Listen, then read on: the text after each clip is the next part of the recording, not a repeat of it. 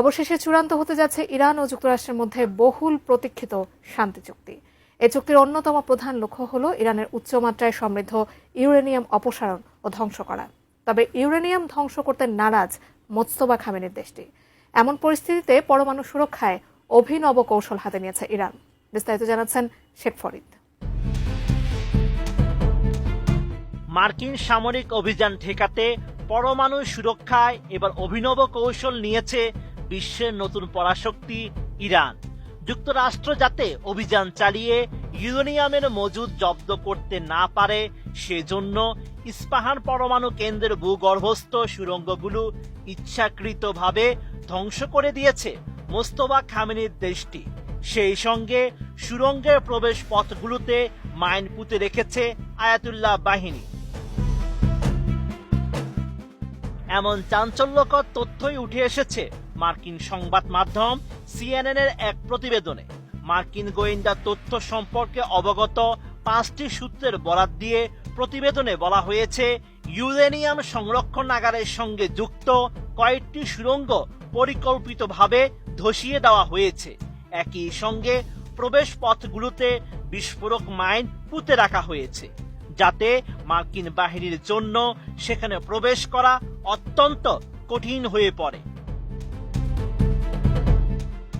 আমি বুঝি নির্মাণের শিল্প, সালাম স্টিল বোঝে durability. Salam steel, most durable steel. CNN আরো জানায়, এসব পদক্ষেপের ফলে প্রায় আধা টন উচ্চমাত্রায় সমৃদ্ধ ইউরেনিয়াম জব্দ করা এখন আগের তুলনায় অনেক বেশি জটিল, ঝুঁকিপূর্ণ এবং সময় সাপেক্ষ হয়ে গেছে। অথচ মাত্র 1 মাস আগেও পরিস্থিতি এমন ছিল না। ওই সময় মার্কিন প্রেসিডেন্ট ডোনাল্ড ট্রাম্প প্রকাশ্যে ইঙ্গিত দিয়েছিলেন প্রয়োজনে তিনি মার্কিন বাহিনীকে ইরানের ইউরেনিয়াম মজুদ জব্দের নির্দেশ দিতে পারেন।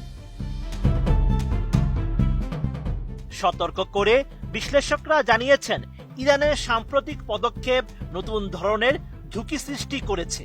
ভবিষ্যতে তেহরান দাবি করতে পারে ধসে পড়া সুড়ঙ্গের ভেতরে আটকে থাকা কিছু পারমাণবিক উপাদান তাদের পক্ষে উদ্ধার করা সম্ভব নয়, কারণ এর জন্য ভারী খনন যন্ত্র এবং মাইন অপসারণ কার্যক্রমের প্রয়োজন হবে, যা অত্যন্ত জটিল ও বিপজ্জনক।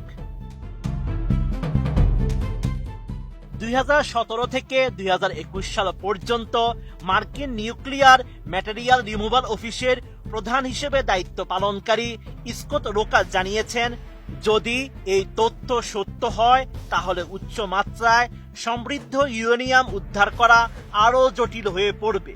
এছাড়া আন্তর্জাতিক মহলের ধারণা, সমৃদ্ধ ইউরেনিয়ামের বেশিরভাগ মজুদ মধ্য ইরানের ইস্পাহান নিউক্লিয়ার কমপ্লেক্সের ধসে পড়া সুড়ঙ্গগুলোর ভেতরে রয়েছে। এছাড়া কিছু উপাদান অন্য স্থানেও সংরক্ষিত আছে।